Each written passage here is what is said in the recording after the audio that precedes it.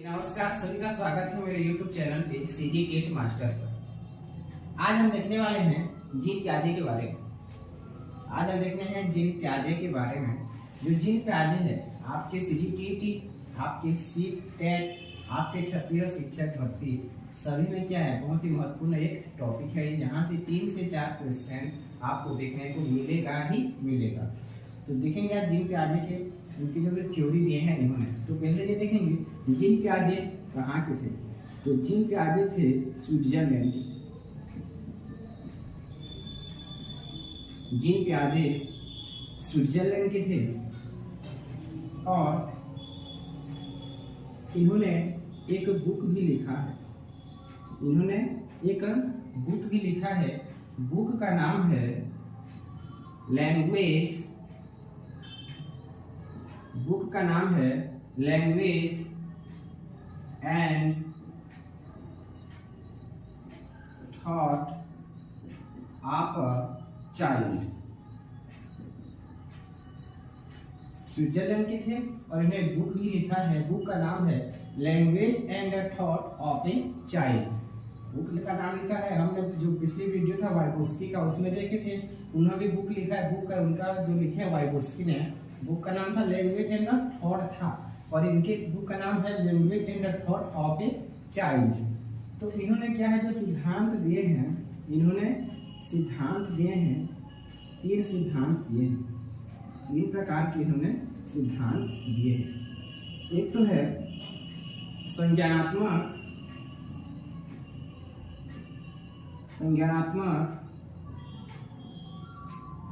विकास का सिद्धांत। संज्ञानात्मक विकास का सिद्धांत। फिर दिया है इन्होंने नैतिक विकास का सिद्धांत। नैतिक विकास का सिद्धांत। और इन्होंने और एक सिद्धांत दिया है भाषा विकास का सिद्धांत। भाषा विकास का सिद्धांत। इन्होंने क्या है 3 अलग अलग सिद्धांत दिए हैं। एक है संज्ञानात्मक विकास का सिद्धांत, दूसरा है नैतिक विकास का सिद्धांत, तीसरा है भाषा विकास का सिद्धांत। ये जो तीनों सिद्धांत है, इनमें से सबसे महत्वपूर्ण सिद्धांत है संज्ञानात्मक विकास का सिद्धांत और यहीं से आपका क्वेश्चन आता है। और आता है भाषा विकास का सिद्धांत से।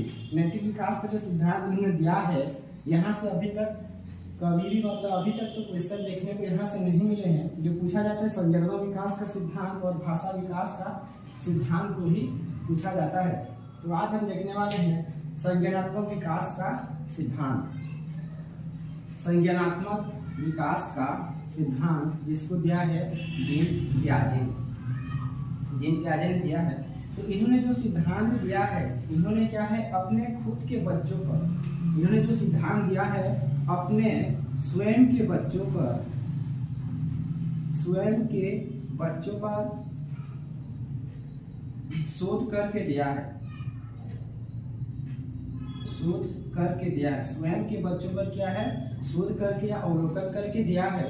इनके क्या थे 2 बेटियां थी, 2 गर्ल्स और 1 बॉय।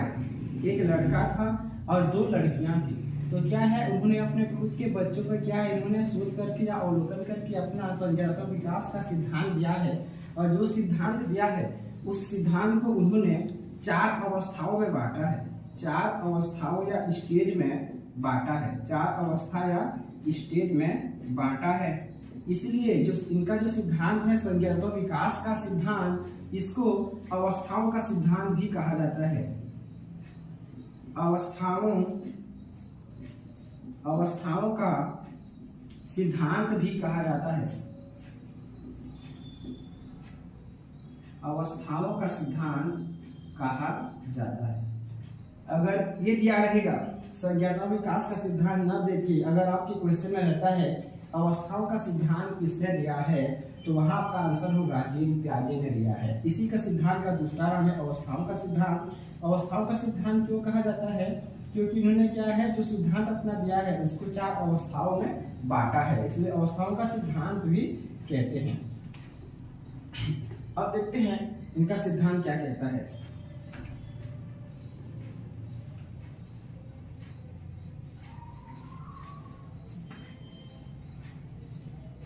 इनके जो सिद्धांत है संज्ञानात्मक विकास का सिद्धांत, उसको क्या है समझने से पहले हमको इनके द्वारा दिए गए कुछ क्या है कॉन्सेप्ट को समझना है।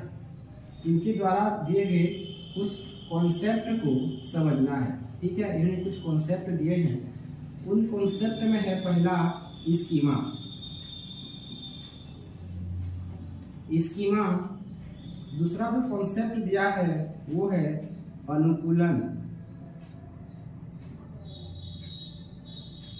अनुकूलन। तीसरा जो कॉन्सेप्ट दिया है इन्होंने वो है साम्य धारण। साम्य धारण या इक्विलिब्रियम कहते हैं। और चौथा जो कॉन्सेप्ट है वो है व्यवस्थापन, या इसको आप संगठन कह सकते हैं। संगठन। मैंने कहा इन्होंने जो सिद्धांत दिया है, इन्होंने संज्ञानात्मक विकास का सिद्धांत दिया है, उसको देखने से पहले क्या उनके द्वारा कुछ कॉन्सेप्ट दिए गए हैं, उन कॉन्सेप्ट को देखना है। और इन्हीं कॉन्सेप्ट से 2 से 3 क्वेश्चन हमेशा पूछा जा रहा है। इन्हीं जो कॉन्सेप्ट इन्होंने दिया है वहां से 2 से 3 क्वेश्चन इन्हीं कॉन्सेप्ट से पूछा जाता है। तो क्या है स्कीमा, क्या है अनुकूलन, क्या है साम्य धारण, क्या है संगठन, आज हम इस वीडियो में देखने वाले हैं। स्कीमा। स्कीमा, ये जो स्कीमा जो शब्द है, ठीक है, ये जो स्कीमा शब्द है ये किससे बना है? ये बना है स्कीम शब्द से। ठीक है, स्कीम शब्द से बना है स्कीमा। तो ये स्कीमा है क्या? ये स्कीमा क्या है? अगर इसके बारे में हम देखेंगे तो स्कीमा क्या होता है? मानसिक संरचनाएं होता है। मानसिक संरचनाएं होती है। स्कीमा क्या होता है पूछा जाएगा तो स्कीमा मानसिक संरचनाएं होता है। इसको मेंटल स्ट्रक्चर कह सकते हैं। मेंटल स्ट्रक्चर, मानसिक संरचनाएं कहते हैं, मेंटल स्ट्रक्चर कहते हैं। और ये क्या होता है? ये स्टोर हाउस होता है। इसको समझेंगे अभी अच्छे से। स्टोर हाउस ये क्या है? बच्चों का स्टोर हाउस होता है स्कीमा। उनके बच्चों के बारे में बताया है तो क्या है? Store house. स्टोर हाउस होता है आपका स्कीमा। अब स्टोर हाउस क्या होता है, क्यों कहते हैं, इसको देखेंगे। और मानसिक संरचना किस प्रकार से होता है स्कीमा, उसको देखेंगे। तो स्कीमा मानसिक संरचना होती है, जैसे किस प्रकार से होती है। जैसे हम क्या है, जो आपका फोन होता है या लैपटॉप होता है, कुछ भी होता है, तो हमारे पास क्या होता है? एक मेमोरी कार्ड होता है। मेमोरी कार्ड होता है, उसमें क्या है, हम अपने पसंदीदा या आवश्यक की जो चीजें होती है, वीडियो हो गया, ऑडियो हो गया, पिक्चर्स हो गया, उसको हम स्टोर करके रखते हैं। ठीक उसी प्रकार जो बच्चे होते हैं क्या है, वो अपने रोज के दैनिक जीवन में अपने वातावरण से क्या है, वो रोज क्या है नई नई चीजों को सीखते हैं, अपने वातावरण में देखते हैं, अवलोकन करते हैं। और रोज क्या है, वो कुछ न कुछ नई चीजों को सीखते रहते हैं। नई नई ज्ञान और सूचना और अनुभव वो रोज प्राप्त करते हैं। तो वो क्या है, अपने दैनिक जीवन में जो रोज वो अपना जो है सूचना या अनुभव या ज्ञान जो प्राप्त करते हैं, उसको क्या है, जो अपना स्कीमा होता है उसी में क्या है स्टोर करके रखते हैं। अपने सूचनाओं को, अपने ज्ञान को, जो भी अपने दैनिक जीवन में रोज वो प्राप्त करते हैं या सीखते हैं, उसको क्या है अपने बच्चों स्कीमा में, बच्चे अपने स्कीमा में उसको स्टोर करके रखते हैं। इसलिए इसको स्टोर हाउस भी कह सकते हैं। मानसिक संरचना, मेंटल स्ट्रक्चर, जैसे क्या, जब बच्चा किसी भी चीज को देखता है, कुत्ता, बिल्ली, गाय, बकरी, किसी भी चीज को वो देखता है, तो क्या है, उसको देख के अवलोकन करता है। क्या अवलोकन करता है? जैसे मान लो उसने गाय को देखा तो देखेगा, उसको अवलोकन करेगा कि गाय की क्या 4 पैर हैं, गाय की क्या एक लंबी पूंछ होती है, 2 कान होते हैं, 2 आंखें होती है। ठीक है, इस प्रकार से क्या है, और गाय से हमको क्या है, दूध भी मिलता है जिसको हम पीते हैं। इस प्रकार से क्या है, गाय के बारे में उसने, मतलब उसकी गाय के बारे में मानसिक संरचनाएं उसने अपने स्कीमा में व्यवस्थित कर लिया उसने। अगली बात, जैसे वो मतलब गाय को देखेगा, भैंस को देखेगा, जिसको भी देखेगा, क्या है, वो अपना जो मानसिक संरचना यहाँ पे व्यवस्थित किया है उसका उपयोग करता है दूसरी चीजों को समझने के लिए। तो क्या होता है स्कीमा? बच्चों का स्टोर हाउस होता है, मानसिक संरचनाएं होती है। बच्चे रोज अपने दैनिक जीवन में जो चीजों को देखता है और सीखता है, उसको क्या अपने स्कीमा में स्टोर करके रखता है। और जो स्टोर करके रखता है सूचनाओं को, ज्ञान को, वो क्या है दूसरे अन्य चीजों को समझने के लिए उसका उपयोग भी करता है। ये होता है स्कीमा। बार बार पूछा जाता है कि जो स्कीमा है, स्कीमा कॉन्सेप्ट है, जो स्कीमा है इसको किसने दिया है। तो स्कीमा शब्द आपने देखा तो आपको क्वेश्चन में जिम क्या है कहाँ लिखा है वहां पे आपको फोकस करना है। ठीक उसी प्रकार अनुकूलन, अनुकूलन जो शब्द है इससे आप सभी परिचित होंगे। अनुकूलन जिसे कहते हैं अंग्रेजी में एडेप्टेशन, और जो अनुकूलन या एडेप्टेशन शब्द है इससे क्या है आप सभी परिचित होंगे। अनुकूलन किसे कहते हैं? तो अनुकूलन क्या होता है? अपने आप को अपने आसपास के वातावरण के अनुसार ढाल लेना। मैंने कहा अपने आप को अपने जो आसपास जो भी वातावरण माहौल है उसके अनुसार क्या है अपने आप को ढाल लेना अनुकूलन कहलाता है, जिसे हम एडेप्टेशन कहते हैं। तो इसमें अनुकूलन में क्या होता है, बच्चा जो भी मतलब नई नई सूचनाओं को, अपने ज्ञान को क्या है स्कीमा में स्टोर करता है, तो उसको क्या है अपने आवश्यकता के अनुसार सूचनाओं को, ज्ञान को अपने स्कीमा में ढाल लेता है। ये होता है अनुकूलन। और अनुकूलन दो चीजों से होता है। अनुकूलन जो होता है ये दो चीजों में, दो भागों में बटा है। दो यहाँ देखेंगे, एक होता है एसिमिलेशन, एसिमिलेशन, और एक होता है एकोमोडेशन। इसे हिंदी में कहेंगे आत्मसातीकरण,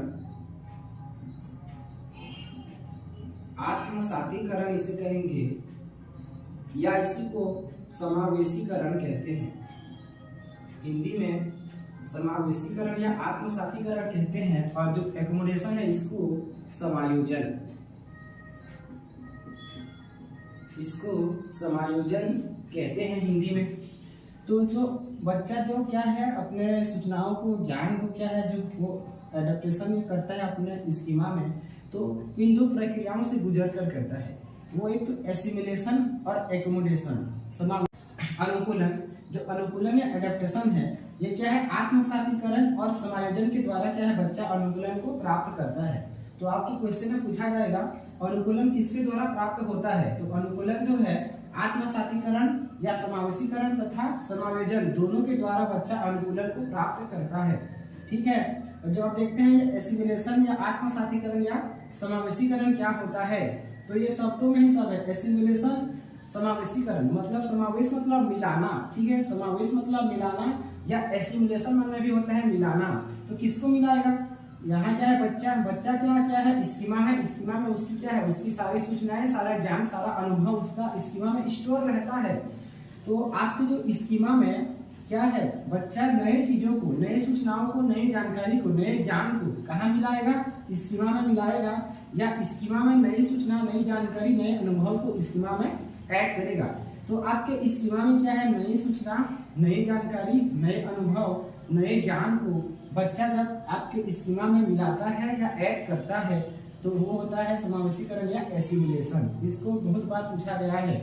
एसिमिलेशन क्या होता है अगर आएगा तो बच्चे की जो स्कीमा में क्या है नई जानकारियों को, नई सूचना को, नए अनुभवों को बच्चा क्या है स्कीमा में ऐड करता है, जोड़ता है या मिलाता है। तो इसमें आपको याद रखना है एसिमिलेशन मतलब यहाँ ऐड करेगा बच्चा, इसको ऐड करेगा, नई सूचनाओं को, जानकारियों को ऐड करेगा। यहाँ ऐड करने की बात आएगा एसिमिलेशन या समावेशीकरण मतलब ये होता है मिलाना। उसके जो स्कीमा में पुराने ज्ञान है उसमें क्या है नए ज्ञान को ऐड करेगा या मिलाएगा, ये प्रक्रिया कहलाता है एसिमिलेशन। और फिर क्या है समायोजन या एकोमोडेशन है। तो समायोजन या एकोमोडेशन किसे कह सकते हैं? अब क्या है बच्चे के क्या स्कीमा में पुराने ज्ञान स्टोर है, अब नए ज्ञान को एसिमिलेशन के द्वारा मिला रहा है या ऐड कर रहा है। तो समायोजन क्या होता है उसके पुराने ज्ञान में बच्चे ने नए ज्ञान को जोड़ा, पुराने ज्ञान में नए ज्ञान या अनुभव को उसने जोड़ा, तो देखता है कि उसके जो पुराने ज्ञान है और नए ज्ञान है उसमें क्या है कुछ अंतर हो जाता है, उसमें कुछ उसके जो पुराने ज्ञान और नए ज्ञान में कुछ अंतर हो जाता है। तो बच्चे क्या करता है, बच्चा ये एकोमोडेशन के द्वारा उसके जो पुराना ज्ञान है और नया ज्ञान है दोनों में क्या है वो समायोजन, दोनों में क्या है बच्चा क्या है आपका साम्य धारण या संतुलन स्थापित करता है।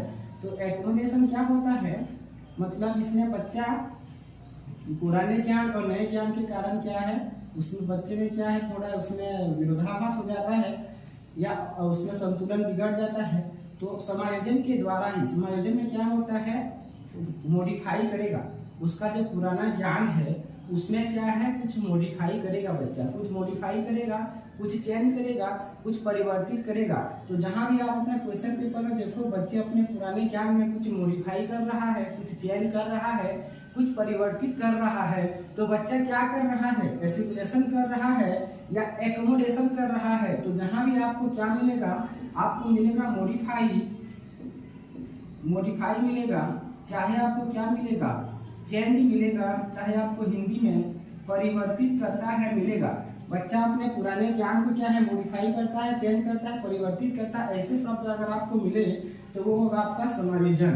और जहाँ पे होगा बच्चा क्या है, पुराने ज्ञान में नए ज्ञान को या सूचना को ऐड करेगा, जोड़ेगा, मिलाएगा, तो ये होता है आपका आत्मसातीकरण या एसिमिलेशन होता है। ये होता है आपका एसिमिलेशन और एकोमोडेशन। उसके बाद देखते हैं साम्य धारण। हम इसको एक उदाहरण से भी समझ सकते हैं। जो एसिमिलेशन है और एकोमोडेशन है, हम इसको एक उदाहरण से समझ सकते हैं। उदाहरण को सुनिएगा।